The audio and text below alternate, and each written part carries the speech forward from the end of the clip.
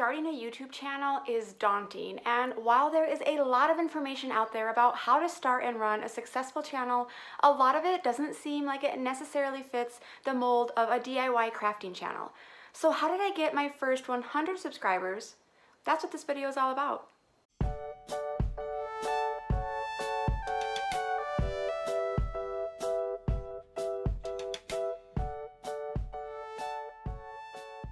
Hi, I'm Ashley Thompson and I am the delusional and sometimes wine-inspired creator of the DIY channel Aloe Plum. And today I'm sharing with you the top 5 things I have done so far to help my channel grow. And stay tuned until the very end where I'm also going to tell you the top 2 things I think I've done wrong.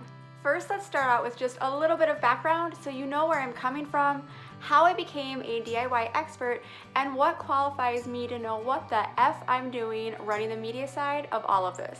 I have always been an art and design type, so the DIY crafting comes naturally to me. I actually met my husband while we were both interning at an architecture firm in college, but my professional career quickly veered from art and design into PR. I spent the first decade of my professional career doing work in PR, marketing, nonprofit, fundraising, and event planning. I often learned by fire, but I learned. And then at 28 weeks, my water broke with my 3rd baby, and I spent the next 43 days on hospital bed rest and the following 3 weeks in the NICU. Then I spent the next 1.5 years staying home to keep him away from germs. And that's what led me to start this YouTube channel about 4 months ago.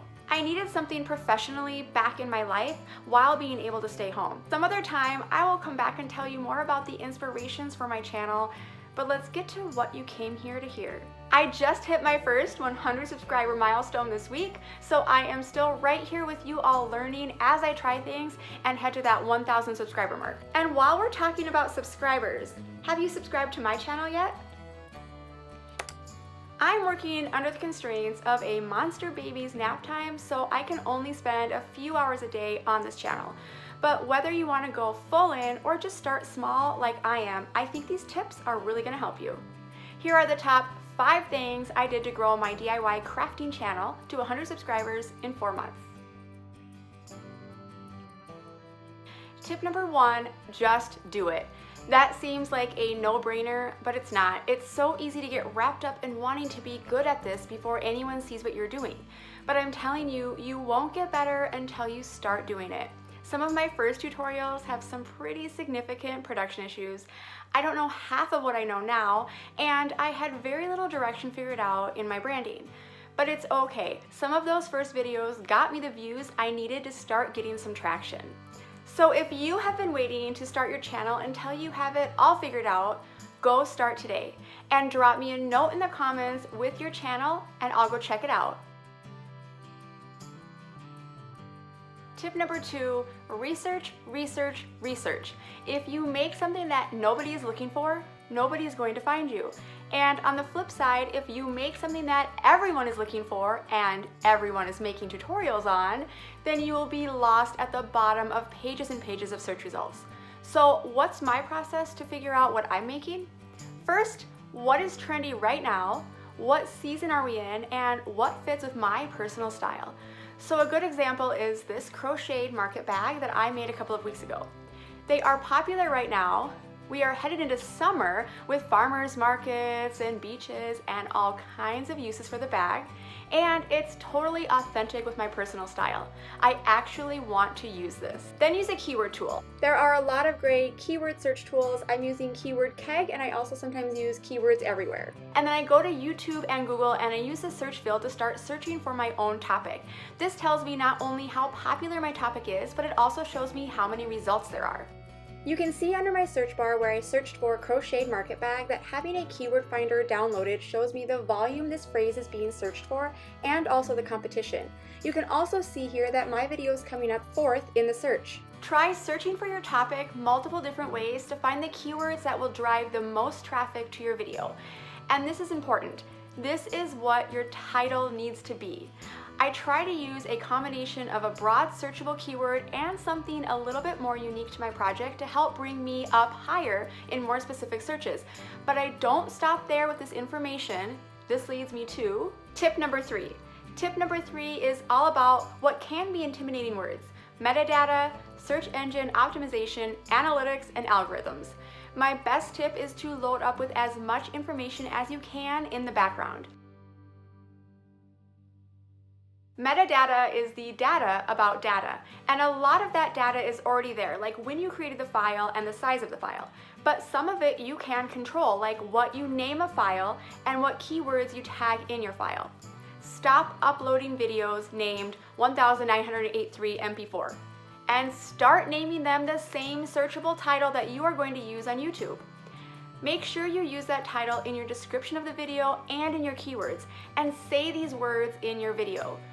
YouTube is smart, and when they see that all of your content matches, they think it's more likely that someone who finds your video is going to get what they were looking for. And therefore, they're going to keep watching your video, ultimately staying on YouTube, which is all YouTube really wants. Use other keywords that you found in your keyword search in the keywords for your video too. And then use the analytics that you can see on each video to guide what you are doing in your next video. Did one video get a ton of views and another one didn't? Use that information to guide what you do next.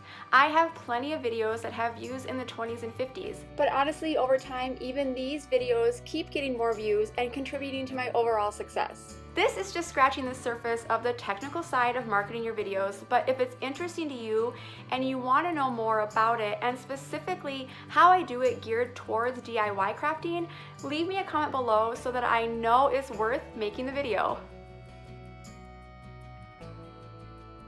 Tip number 4 is branding. Before I get all the way into branding, remember, don't let perfect be the enemy of the good. Don't let trying to make every piece of your brand perfect stop you from actually getting information out there on your channel. It's okay to learn what your brand is as you go. I'm still learning myself, but here's what I know so far. Start with knowing the tone and personality of your videos and what your strengths and weaknesses are. I have experience working in TV media and local news, so I knew one of the brand strengths I had was going to be talking directly to the camera, which is something that is a feature in 95% of my videos. Some people want to get straight to the crafting and not hear any background info, but some people are going to watch my videos and be able to connect with me as I talk to them like this. But you might hate to be on camera. So instead, maybe you create fabulous shots of your hands as you create things. And that's something I'm still working on, so if you do this really well, drop me some tips below and a link to your channel. Or maybe you're great with graphics and animations. There isn't a wrong answer, just figure out what your answer is. Also think about what makes you unique. How will you stand out in this sea of YouTube craft tutorials?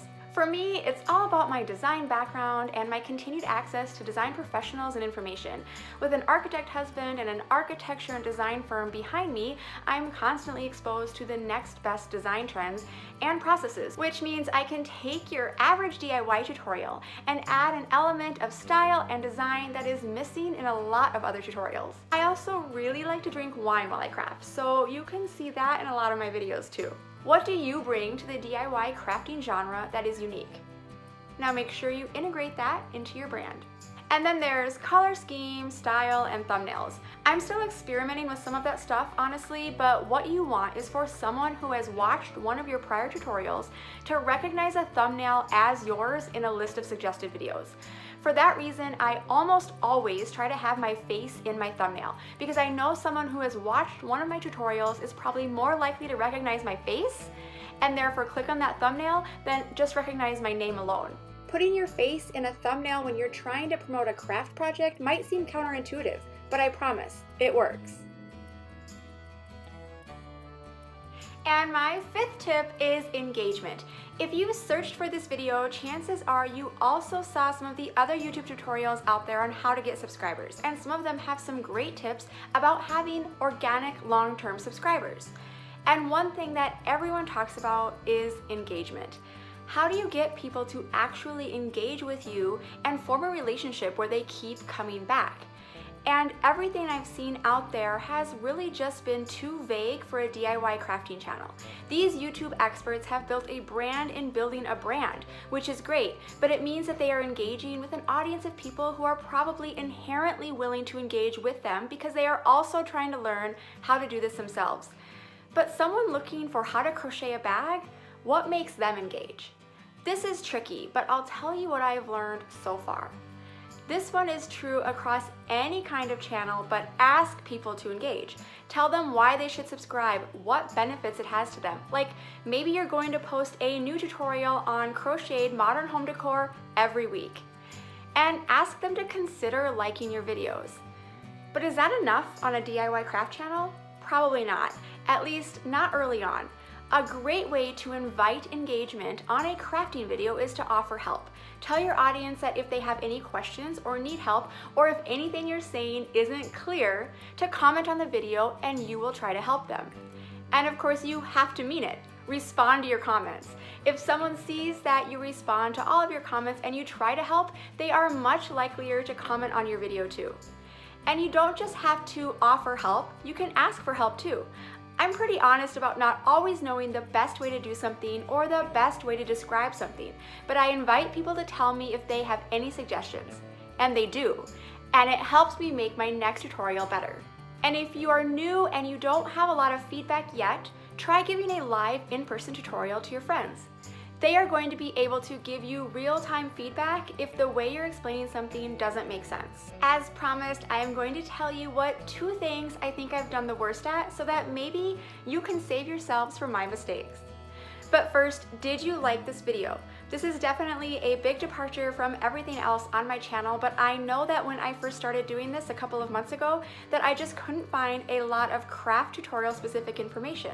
So as I hit that first 100 subscriber milestone, I decided that explaining how I got here would be a great way to celebrate. So if you liked this information, don't forget to click on that like button too. And if you have or are starting a DIY crafting channel, hit subscribe on my channel here and then leave me a comment with the name of your channel and I will go check that out too. Luckily for me, because I've been involved with local news media, despite my best efforts at keeping this all to myself, I have had a lot of opportunities to do live DIY segments that have in turn promoted my channel. I've also been able to partner with local companies which promote their work and mine, and even just yesterday I recorded a Vodcast for The Good Work. As soon as that link is live, I will put the description in this video, and this will further promote what I'm doing. But I still haven't personally shared this on my own social media, and that is something I need to change right away. Don't be afraid. And my second mistake is that I am all over the board on what I create. I crochet and embroider, and I make fancy desserts, and I just can't help it. I am a jack of all crafts and I love too many things.